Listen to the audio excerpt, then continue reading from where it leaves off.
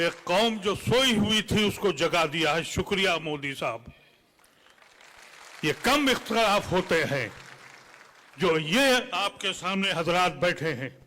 आप देखिए इन हजरात को, मुख्तलिफ जमातों को रिप्रेजेंट करते हैं, मुख्तलिफ पार्टियों को रिप्रेजेंट करते हैं।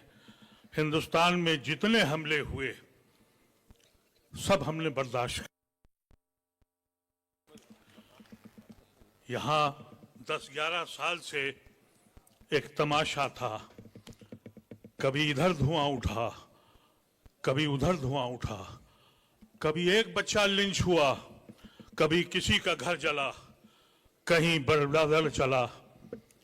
हम चुप रहे और खामोश रहे। लेकिन ये दीन का मसला आ गया, हमारे मसाजिदों का मसला आ गया, हमारे कब्रिस्तानों का मसला आ गया। शुक्र है और एहसान है पर्सनल लॉ बोर्ड का, उसने आवाज लगाई और बरवक्त आवाज लगाई। हिंदुस्तान की सोई हुई कौम, उसको एहसास हुआ अगर हमारा दीन नहीं तो हमारी दुनिया में वजूद का कोई मानी भी नहीं है। हमने बड़े बड़े मजालिम देखे हैं। मोदी और उनकी सरकार का मकसद क्या है वो अंदाजा कर लें हमसे।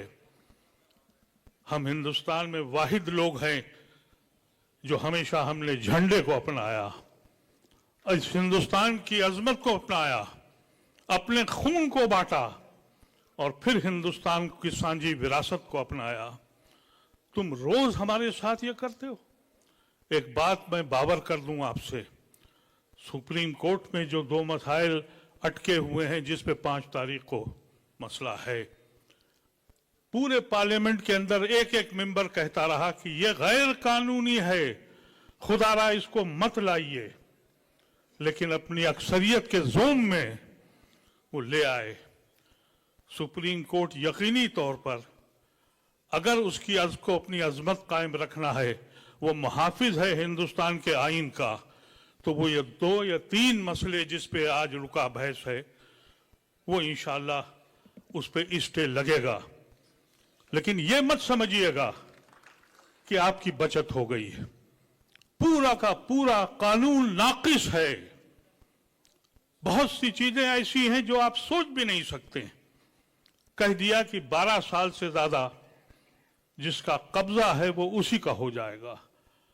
हमारा यकीन यह है हमारा कि औकाफ की जमीन जब आप अल्लाह के हवाले करते हैं तो वो हमेशा से अल्लाह के हवाले हो जाती है। मैं क्योंकि उस कमेटी में रहा हूं 2013 के जिसमें ये एक्ट बना था, उसका मैं मेंबर था। उस वक्त हम लोगों ने कोशिश की थी कि उन सारी जायदादों को छीना जाए, वापस लिया जाए जिस पे काबिज है हुकूमत हिंद भी, स्टेट गवर्नमेंट भी और हमारे अपने लोगों ने भी कब्जा किया था। अब अगर वो 12 साल से काबिज हैं तो जमीनें उनकी हो गई। और मोदी ये कहता है कि हम गरीबों की भला कर रहे हैं। तुम औकाफ की जमीनों को छीन कर किसका भला करने जा रहे हो? मोदी ये कहता है कि हम औरतों के लिए बहुत फायदा करने वाले हैं। औरतों के तो हुकूक ही छीन लिए उसने ये कह दिया कि 5 साल आपको प्रैक्टिसिंग मुसलमान होना है। तो ये खवातीन जो अपने घरों में इबादत करती हैं, क्या इनके बुर्के उतार के देखोगे? घरों में घुस के देखोगे कि ये दीन के काम कर रही हैं? उनके हुकूक छीन कर बेशर्मी की तरह बयानबाजी हो रही है। हम समझते हैं बहुत बहुत बड़े लोग, शख्सियत आपके बीच में हैं, लेकिन एक बात याद रखिएगा, ये पर्सनल लॉ बोर्ड ने जो आवाज दी है इसके मानी समझिए। ये मत समझिए कि एक मीटिंग आपने कर ली और आप खामोश हो गए। बहुत से हमारे हिंदू भाई ऐसे हैं जो हमारे साथ हैं लेकिन औकाफ को समझ ही नहीं पा रहे हैं। उनको ये अंदाजा ही नहीं हो रहा है। वो समझते हैं कोई ट्रस्ट है, कोई ऐसी संस्था है। उन्हें ये मालूम नहीं है कि औकाफ की जमीन अल्लाह की जमीन है। उसमें खुर्द-बुर्द करोगे तो हम माफ नहीं करेंगे, तुमको याद रखना, और अल्लाह भी तुमको माफ नहीं करेगा। इसका एहसास तुम लोगों को होना चाहिए। छोटी छोटी मीटिंगें करो अपने मोहल्लों में, अपने कस्बों में, अपने घरों पर, और बुलाओ, उनको बताओ कि ये हमारे कत्ल की साजिश है, हम इस मुल्क में किस तरह रहेंगे, इसका फैसला तुम्हें करना है। तुम्हारे आने वाली नस्लें इस मुल्क में कैसे रहेंगी। जितने हमले हुए हैं हमने बर्दाश्त किया है, लेकिन इससे बड़ा हमला मैंने अपनी जिंदगी में तो नहीं देखा।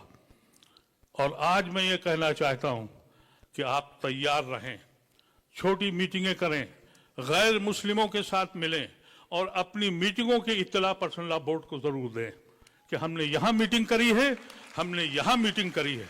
और ये अफवाह मत फैलाइए कि हम में आपस में इंतशार है। हम यकीनी तौर पर पर्सनल लॉ बोर्ड के हुक्म पे चलेंगे। ये हमारा सबसे बड़ा इदारा है और इस इदारे ने खुल के सामने काम किया है। हम किसी जमात के हों, किसी पार्टी के भी हों, लेकिन हमारी ये जिम्मेदारी बननी चाहिए कि हम अपने इलाके में जा के बताएं कि ये गैर कानूनी चीज है। खुशनसीबी ये है हम लोगों की कि इस मुल्क में गैर मुस्लिम की बड़ी तादाद आपके साथ खड़ी है। ऐसा न हो कि आप इसको हिंदू मुसलमान करके उनको अलग कर दीजिए। ये सांझी विरासत का मुल्क है, ये गांधी और नेहरू का मुल्क है और इसलिए आज वो आपके साथ खड़े हैं। लेकिन अगर आपने उनको रुजू नहीं किया और उनसे बातचीत नहीं करी तो ये हिंदू मुसलमान हो जाएगा जो मोदी चाहता है। इसको आपको बहुत एहतियात के साथ काम करना है।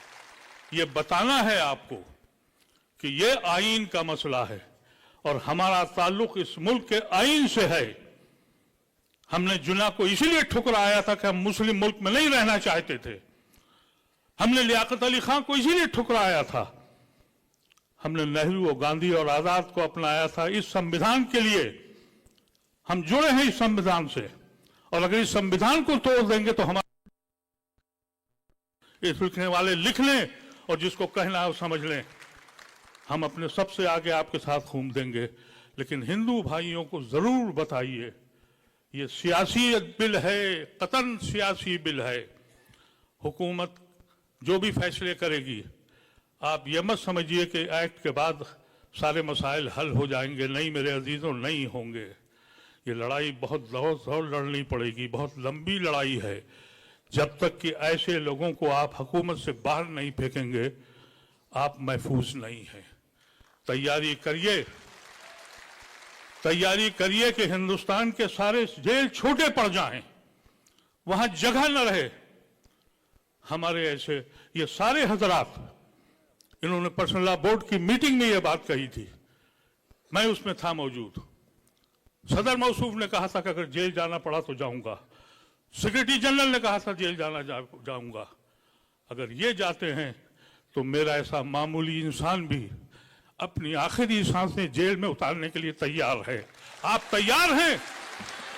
बता दें हिंदुस्तान के लोगों को कि खोई हुई कौम को हाथ छेड़ो मत करो, हमको इतना परेशान मत करो।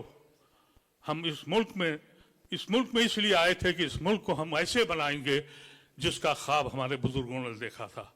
हम इन अल्फाज के साथ हम गुजारिश करते हैं आप हजरात से कि ये सिर्फ जलसा समझ के मत चले जाइएगा, पैगाम लेके जाइएगा जो पर्सनल लॉ बोर्ड आपको पैगाम देगा। और जो बात मैंने आपसे कही है, एक एक आदमी से अगर टैक्सी पे बैठिए तो टैक्सी वाले को समझाइए। मैं अभी टैक्सी से आया हूं, टैक्सी वाले को समझाता हुआ आया हूं, गैर मुस्लिम था। और जहां भी आप जाएं उसे बताएं कि ये कैसी जालिम हुकूमत है जो हिंदुस्तान को लम्हे लम्हे किस्तों में तोड़ रही है, किस्तों में तोड़ रही है। इस मुल्क को हम टूटने नहीं देंगे। वाखिर दवाना अल्हम्दुलिल्लाह रब्बिल आलमीन।